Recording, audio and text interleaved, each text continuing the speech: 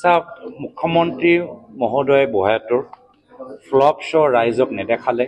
সেইকাৰণে SIT ৰিপৰ্টটো গোপন কৰি ৰাখিছে গম পাইছে যে ৰাইজে ফ্লপ ৰেটিং দিব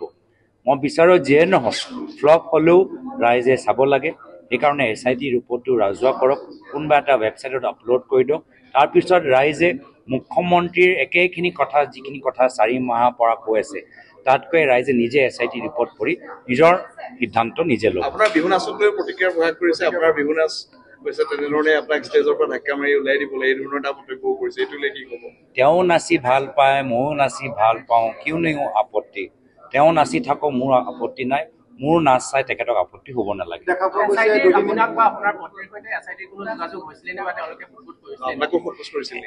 SIT মোৰ ওচৰত অহা নাই SIT টিম মোৰ পৰিবাৰৰ লৈ আহিছিল 2 দিন তেখেতক বিভিন্ন কথাবোৰ সুধিছিল আৰু সেইকাৰণে ময়ো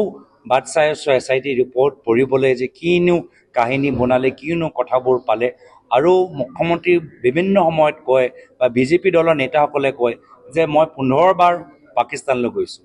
মই মোৰ জনা মতে মইতো এবাৰহে গৈছোঁ আজিৰ পৰা 11 বছৰ আগত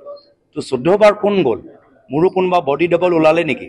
হিমন্ত বিশ্ব শৰ্মা ডাঙৰীয়া যেনেকৈ ৰাহুল গান্ধী ডাঙৰীয়া বডি ডাবল দেখা পালে মোৰো কিছু বডি ডাবল ওলাইছে নেকি যি মোৰ নাম লৈ মোৰ আইডেন্টিটি লৈ পাকিস্তানলৈ 14 বাৰ গৈছে সেইকাৰণে ময়ো বিচাৰোঁ SIT ৰিপৰ্ট ফাদিল হওক এই 14 বাৰ যোৱা মানুহজনৰ আধাৰ কাৰ্ড পাছপৰ্ট সব ওলাই দিয়ক লাগিলে মই এই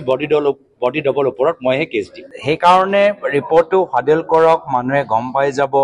কি সঁচা কি মিছা মুখ্যমন্ত্ৰীৰ কথাবোৰ পুৰণি কেছেট ফাটা কেছেট দৰে আমি আৰু শুনিবলৈ বিচৰা নাই ৰাইজ সজাগ ৰাইজ সতৰ্ক ৰাইজে নিজে সিদ্ধান্তটো কৰি ল'ব ইণ্ডিয়া পাকিস্তান মেচ হোৱাটো আমি গৰিহণা দিছোঁ আজি ICC ভিতৰত ভাৰতৰ দখল আছে BCCI আমাৰ তেতিয়া মোদী ডাঙৰীয়া বিশ্বগুৰু হোৱা অৰ্থটো কি হ'ল যদি এটা আন্তঃৰাষ্ট্ৰীয় ক্ৰিকেট প্ৰতিযোগিতাৰ পৰা আমি পাকিস্তানক বাহিৰত ৰাখিব নোৱাৰিলোঁ ইয়াৰ পূৰ্বে বিভিন্ন সময়ত ইণ্ডিয়াই পাকিস্তান মেচ ক্ৰিকেট খেলটো বয়কট কৰিছে এইবাৰ কিয় পৰা নাই মাত্ৰ পইচা লোভ মাত্ৰ এডভাৰটাইজমেণ্ট লোভৰ কাৰণে পইচা